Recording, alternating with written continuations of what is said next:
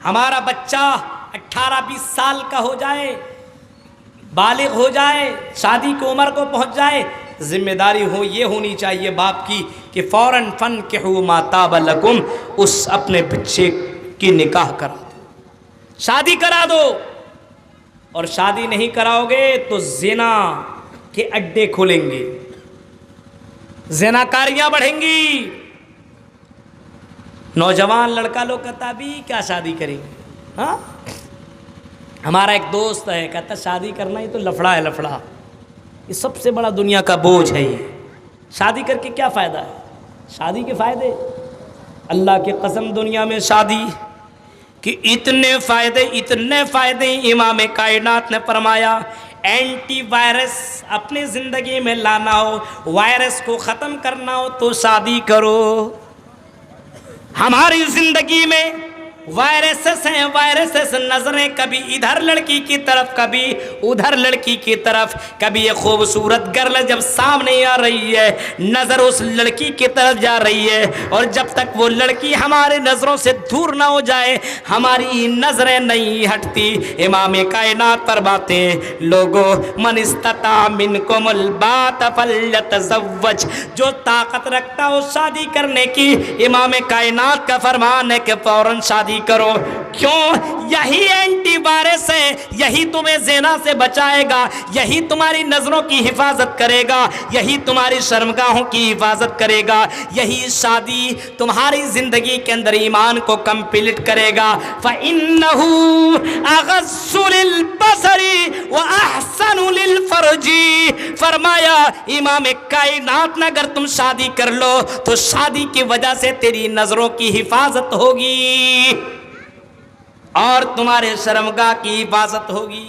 اب بتاؤ دل میں ہاتھ رکھ کر کے، جو شادی شدہ ہو وہ زیادہ گرل فرینڈ رکھتا ہے یا جو شادی شدہ نہ ہو وہ زیادہ گرل فرینڈ رکھتا ہے؟ شادی شدہ ہونے کے بعد بیوی تو اتنا زیادہ وہ ایکٹیو ہو جاتی ہے شوہر کے اوپر، اگر کسی کے اوپر نظر پڑ گئی نا، آپ جانتے ہیں کس طریقے سے جھپٹتی ہے، یہ کون ہے، یہ کون ہے؟ ایک عورت آپ کی چال چلن سے سمجھ جائے گی کہ تمہارا کسی اور کے ساتھ چکر چل رہا ہے۔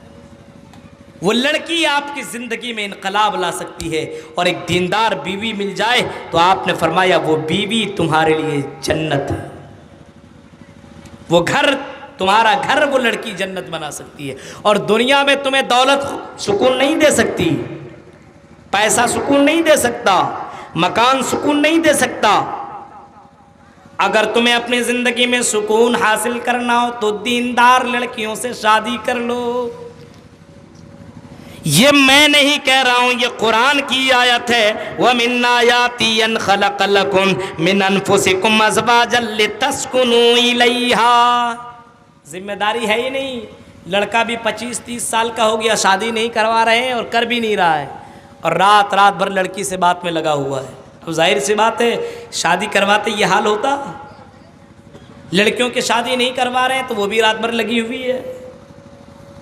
یہ حالات کیوں جانتے ہیں؟ یہ باپ کی ذمہ داری تھی کہ وہ اپنے بیٹوں کو وقت پہ شادی کراتے، یہ بھائیوں کی ذمہ داری تھی وہ بہنوں کو وقت پہ شادی کراتے۔ وقت پہ شادی نہ کرانا ہمارے سماج کے اندر جو زناکاریاں بڑھ رہی ہے، اور آج لڑکے لڑکیوں کو لے کر کے بھاگ رہے ہیں، اس کی سب سے بڑی وجہ یہی ہے کہ آج وقت پہ شادیاں ہم اور آپ نہیں کرا رہے ہیں۔ اور شادیاں تو دور کی بات ہے، اگر شادیاں بھی کرا رہے ہیں تو شادیوں کے اندر اتنے زیادہ خرچے، اتنے زیادہ ہم شادیوں کے اندر ڈیمانڈ کرتے ہیں کہ ایک غریب آدمی اپنی بچیوں کی شادی نہیں کر پاتا ہے، اور جب بچیاں شادی نہیں ہو پاتی ہے تو وہی بچہ اپنے جسم کے اوپر کنٹرول نہیں کر سکتا، وہ لڑکی بھاگتی ہے کبھی کسی غیر انسان کے ساتھ، کبھی مسلمان لڑکے کے ساتھ، اور بھاگ کر کے اپنے جسم کو بیچتی ہے، اپنے جسم کی خواہش کو پورا کرتی ہے۔ جوانوں اٹھو، آج تو ہندوستان کا یہ معاملہ ہے کہ ایک ہی شادی کرو۔ اللہ کی قسم اسلام تو کہتا ہے ایک نہیں 2 3، اگر طاقت ہو اور انصاف کر سکتے ہو اور ساری بیویوں کو خوش رکھ سکتے ہو تو 4 شادیاں کر سکتے ہو۔ آج تو ہمارے نوجوان شادی تو نہیں کریں گے لیکن 10 گرل فرینڈ ضرور رکھیں گے۔ یہ حال ہے نوجوانوں کا، یہ حال۔ حالات دیکھیے، سکون بیوی دے گی، زندگی تبدیل بیوی کرے گی، آپ کا اینٹی وائرس بیوی ہے، آپ کے زندگی کے اندر انقلاب لائے گی بیوی، آپ کے زندگی کے اندر پیار اور محبت کا دیا جلائے گی بیوی، اور غیر ایسی لڑکیوں کے ساتھ افیئر کرتے ہو، ایسی لڑکیوں کے ساتھ محبت، اللہ کی قسم امام کائنات کی زندگی کو کبھی اٹھاؤ۔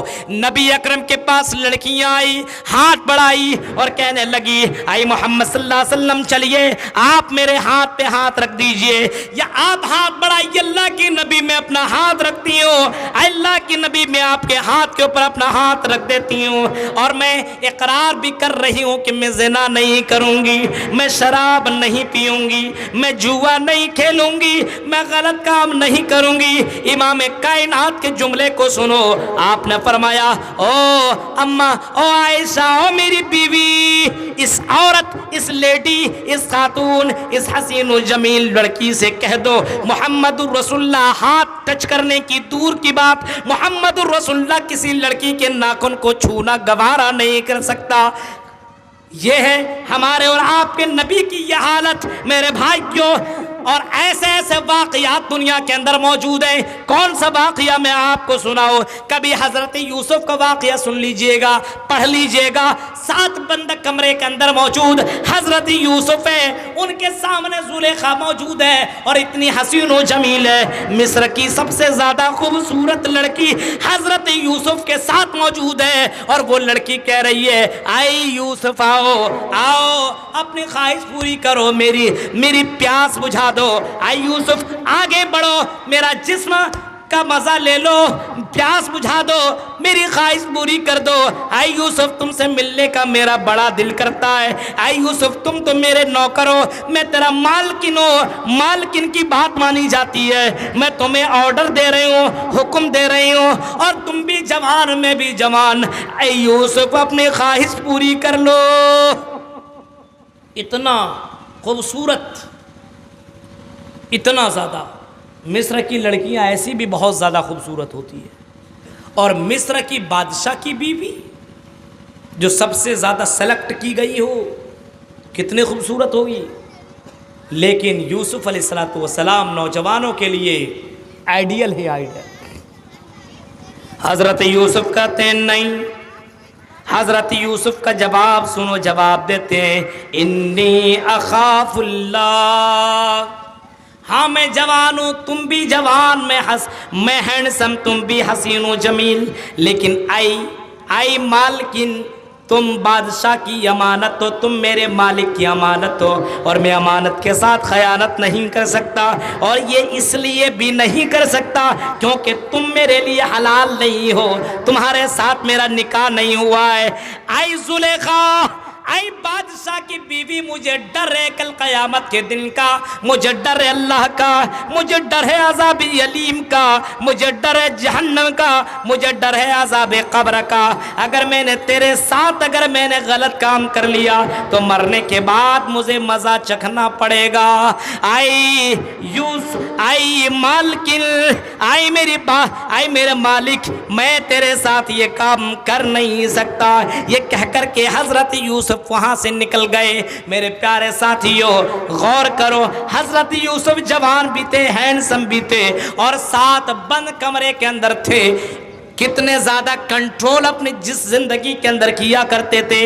ہم اور آپ کنٹرول کر سکتے ہیں؟ اتنا نہیں کر سکتے۔ اس وجہ سے اگر دین کے قریب آنا ہو تو شادی کے اندر پہل کرو فوراً، اور دیندار لڑکی سے شادی کرو، دیندار مردوں سے شادی کرو۔ لڑکیوں تم بھی بہت قیمتی ہو، ایسے نہیں کسی لڑکے کو دیکھ لیا اور شادی کر لیا۔ ابھی جانتے ہیں لڑکیوں کے ساتھ کیا معاملہ ہو رہا ہے؟ لڑکے تو شادی کر لیتے ہیں لیکن لڑکیوں کے حقوق کو نہیں نبھایا جاتا ہے، بیوی کو گھر کے اندر چھوڑ دیا جاتا ہے، اور گرل فرینڈوں کے ساتھ چکر چلائے جاتے ہیں۔ یہ بیوی کے ساتھ خیانت ہے میرے بھائیوں، بیوی کے ساتھ ظلم کرنا۔ امام کائنات نے فرمایا کل قیامت کے اللہ تعالیٰ اس کو جہنم کے اندر ڈالے گا۔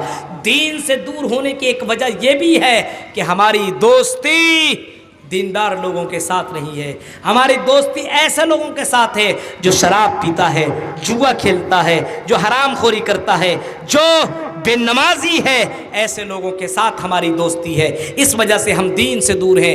امام کائنات نے فرمایا الرجل علی دین خلیل ہی، اگر کسی آدمی کو دیکھنا ہو، کوئی آدمی کو دیکھنا ہو، کوئی آدمی کیسا ہے، تو اس کے دوست کو دیکھو کہ اس کا دوست کیسا ہے، اس کا دوست کیسا ہے، اس کا دوست جیسا ہوگا، یاد رکھیے وہ آدمی ویسا ہوگا۔ اس وجہ سے دوستی ایسے لوگوں سے کی جائے، سہیلیاں ایسی بنائی جائے جو دیندار ہو۔ سہیلیاں ہی لڑکیوں کو خراب کرتی ہے، اور سہیلیاں ہی کبھی اپنے بھائیوں سے ٹچ کراتی ہے، کبھی اپنے دوستوں سے ٹچ کراتی ہے، کبھی کس سے ٹچ کراتی ہے۔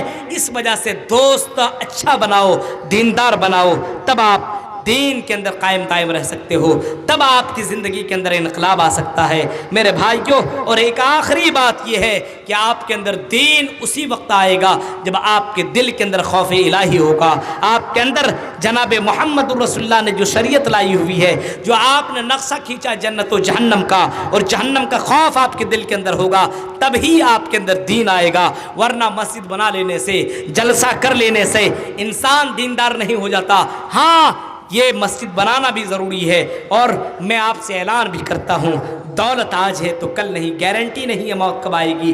دولت ہے فوراً اللہ کے راہ میں خرچ کر لو، کیونکہ موت کے سمے انسان ایک ہی خواہش کرتا ہے کہ اللہ مجھے تھوڑا اور مہلت دے دے، تھوڑا اور ٹائم دے دے، یہ دولت ہے میری، میں اللہ کے راہ میں خرچ کر دوں گا، میں اللہ کے راہ میں قربان کر دوں گا۔ لیکن فرشتہ ایک سیکنڈ کی مہلت نہیں دیتا اور اس کے روح کو نکال لیتا ہے۔ اس وجہ سے گزارش ہے کہ ہم دین سے قریب ہوں، دین سے لوگوں کو قریب کرنے کی کوشش کریں، اور پورے طور پر اسلام کے اندر داخل ہو جائیں، صرف سرسری طور پر مسلمان نہ رہیں۔